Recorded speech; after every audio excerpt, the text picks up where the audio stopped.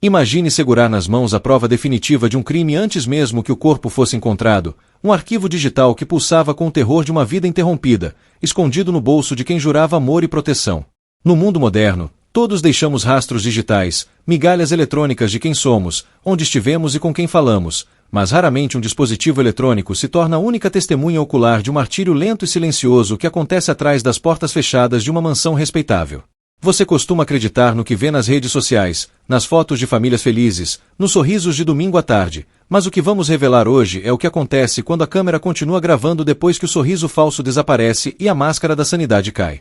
Estamos falando de um arquivo de vídeo, esquecido na memória de um celular, que capturou não apenas imagens, mas a essência pura do ódio, a frequência sonora do desespero de uma criança que sabia, instintivamente, que sua presença incomodava, que seu fôlego era um estorvo, que sua existência era um erro a ser corrigido. Esse caso não é apenas sobre a morte física de um menino de 11 anos, é sobre o assassinato de sua alma, dia após dia, gravado em bits e bytes, uma tortura psicológica documentada pelos próprios algozes que, em sua arrogância narcisista, achavam que jamais seriam pegos, acreditavam que o prestígio social, o dinheiro e a posição de destaque na comunidade seriam escudos impenetráveis contra a justiça dos homens.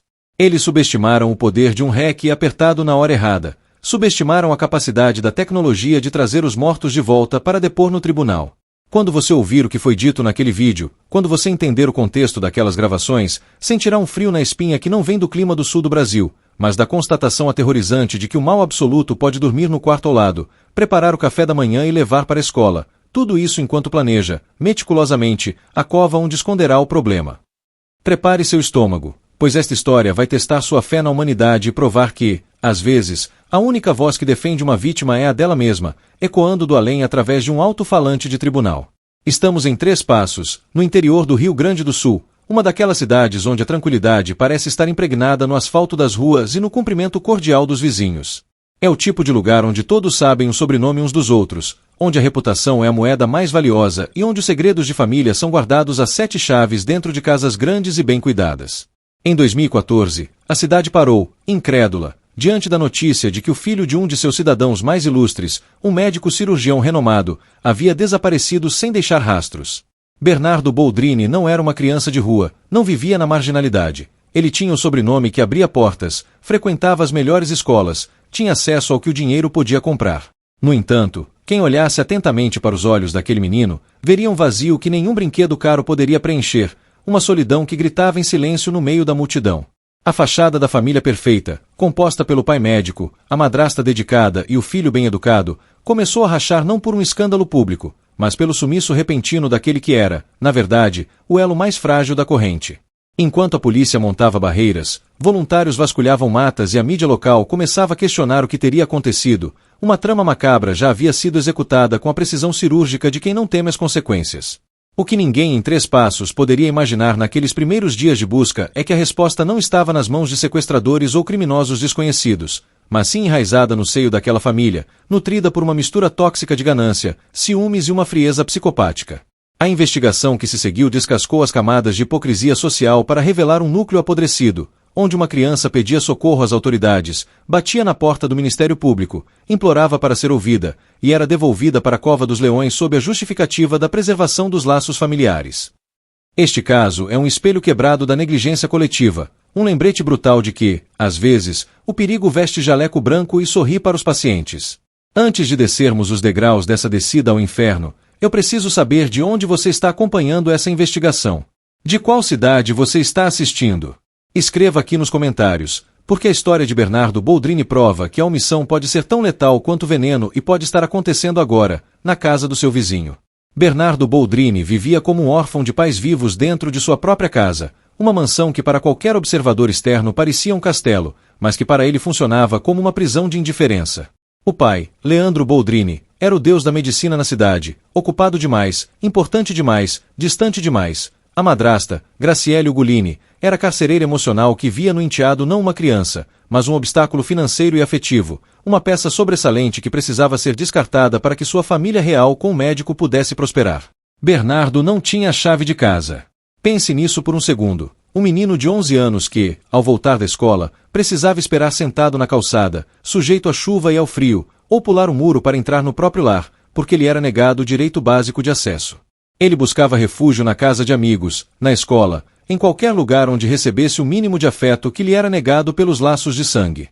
Ele era conhecido por ser carinhoso, carente, o tipo de criança que abraçava forte demais, como se tivesse medo de que, ao soltar, a pessoa desaparecesse, assim como a atenção do pai desaparecia assim que ele cruzava a porta de entrada.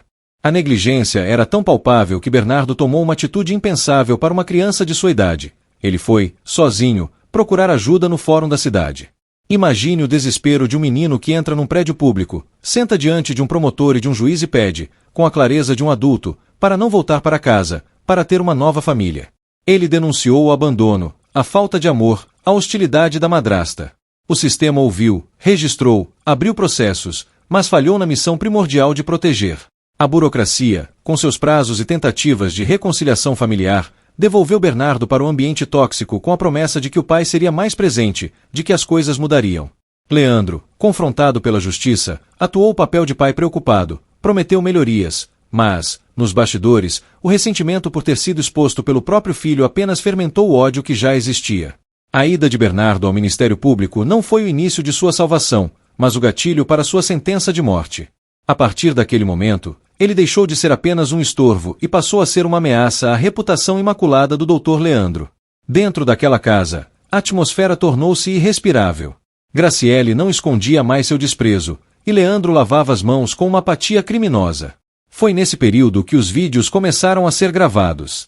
O celular de Leandro, usado por vezes para documentar a rebeldia do menino e justificar a necessidade de tratamento psiquiátrico ou internato, acabou capturando o inverso. As gravações, que deveriam servir de álibi para os pais mostrarem como Bernardo era difícil, tornaram-se a caixa preta do avião antes da queda. Nelas, não se via uma criança descontrolada, mas uma criança acuada, levada ao limite do estresse emocional, gritando por socorro enquanto era insultada, ameaçada e humilhada. "Tu não sabe do que eu sou capaz", dizia a madrasta em um dos áudios, uma promessa velada que Bernardo, em sua inocência, talvez não tenha compreendido em sua totalidade literal. Ele estava dormindo com o inimigo, comendo à mesa com seus algozes, e cada dia que passava era um dia a menos na contagem regressiva que Graciele havia iniciado em sua mente doentia. Ela precisava de um plano, de uma cúmplice e de um lugar longe o suficiente para que o corpo jamais fosse encontrado. A oportunidade surgiu com a aproximação de um feriado.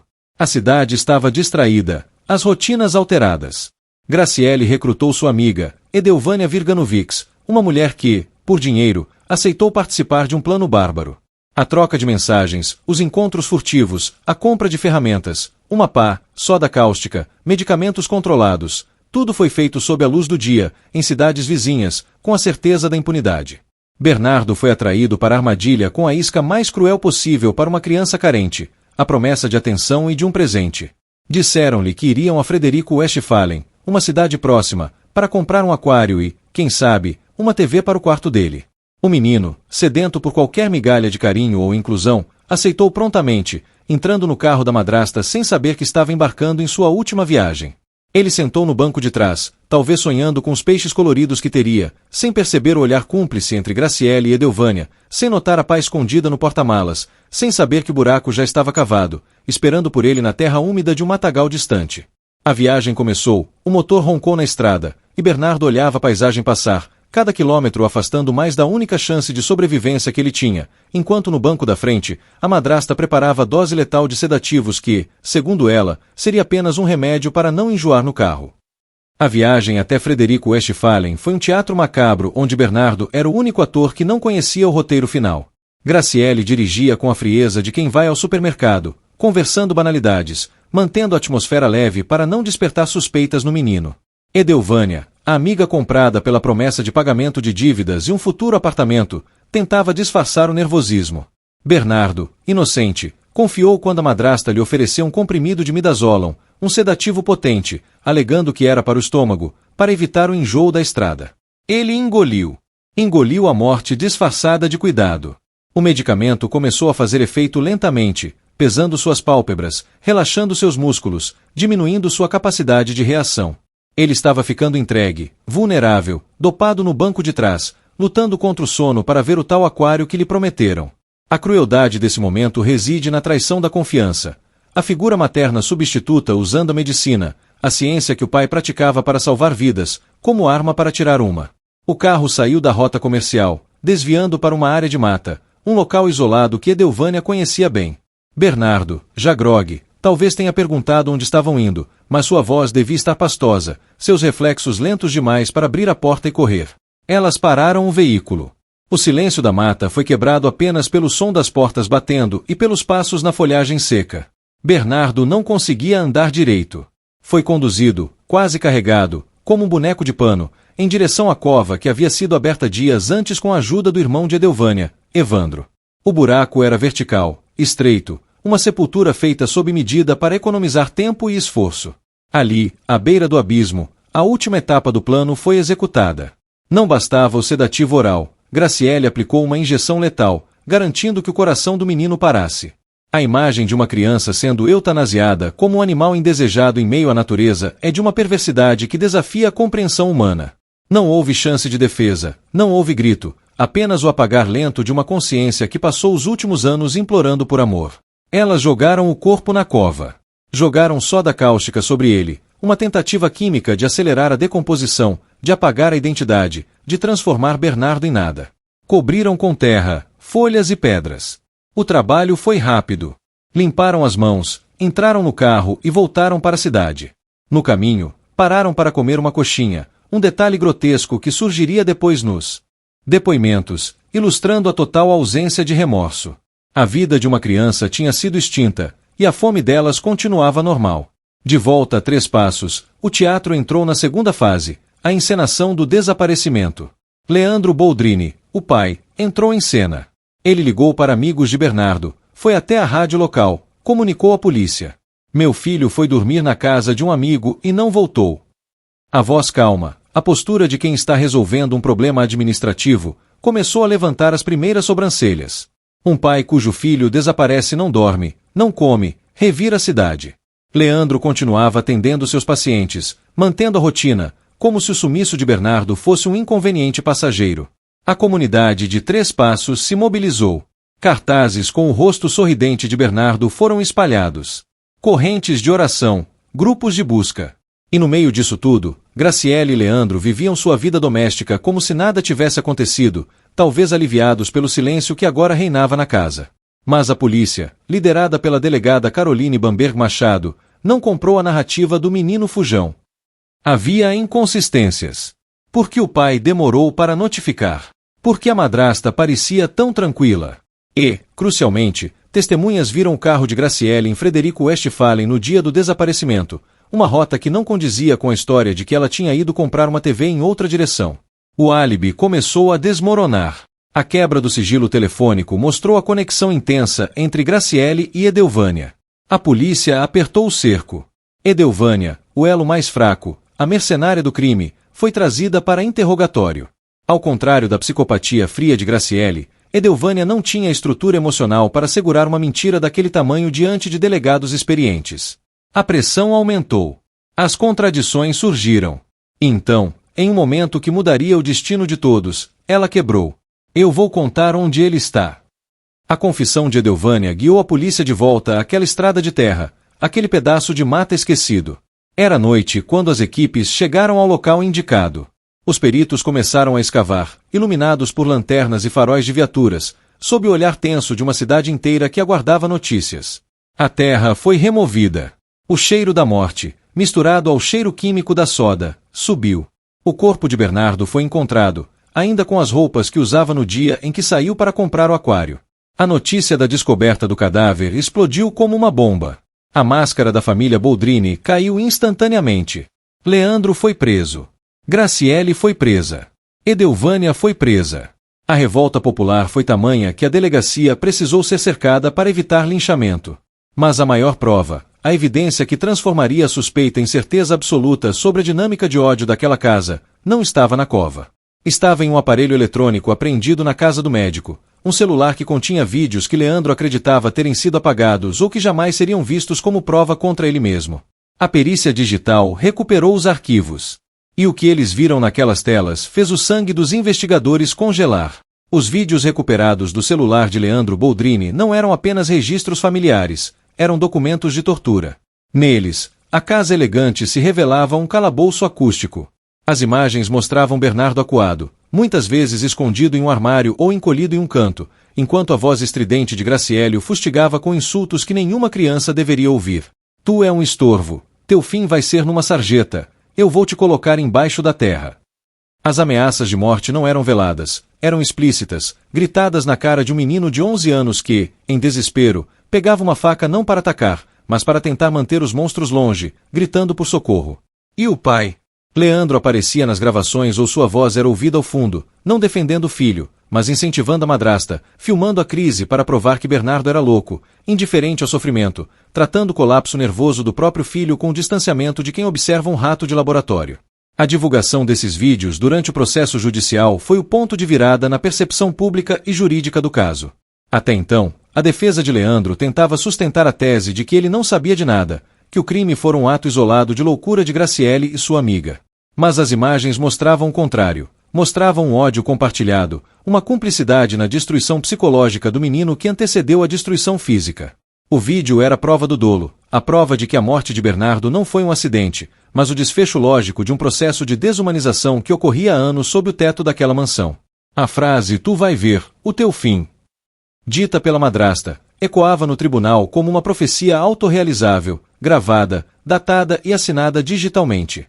O julgamento, ocorrido anos depois, parou o Rio Grande do Sul. Os réus sentaram no banco, agora sem a arrogância dos tempos de liberdade. Os vídeos foram exibidos em telões gigantes. O som dos gritos de Bernardo preencheu o salão do júri, fazendo os jurados chorarem e a plateia prender a respiração. Era a voz da vítima, vinda do túmulo, apontando o dedo para seus assassinos. A frieza de Leandro, que durante o interrogatório dizia não ter saudade do filho, mas sim lembranças, chocou pela ausência total de afeto. Graciele tentou alegar acidente com os remédios, mas a cova cavada com antecedência desmentia qualquer improviso. A condenação foi inevitável. Penas altas, décadas de prisão, a perda do poder pátrio, a destruição da reputação. Bernardo Boldrini foi enterrado na mesma cova da mãe, Odilaine, que morrera anos antes em circunstâncias traumáticas, suicídio dentro do consultório de Leandro, unindo na morte os dois que foram excluídos da vida do médico. O caso deixou uma cicatriz profunda na legislação brasileira e na consciência coletiva. A Lei Menino Bernardo foi criada para proibir castigos físicos e tratamento cruel contra crianças, um legado jurídico nascido do sangue de um inocente. Mas a lição mais dura que fica não está nos livros de lei, e sim na memória daquele vídeo. O mal nem sempre tem cara de monstro. Às vezes ele tem cara de pai, de mãe, e mora na casa mais bonita da rua. Bernardo pediu socorro ao sistema. O sistema falhou, e coube ao seu próprio celular guardar o último grito de uma criança que só queria ser amada, mas que acabou sendo arquivada como um estorvo. Hoje, em 3 passos, o silêncio daquela casa vazia grita mais alto que qualquer defesa, lembrando a todos que a omissão mata, e que o amor, quando falta, deixa um buraco que nem toda a terra do mundo consegue cobrir.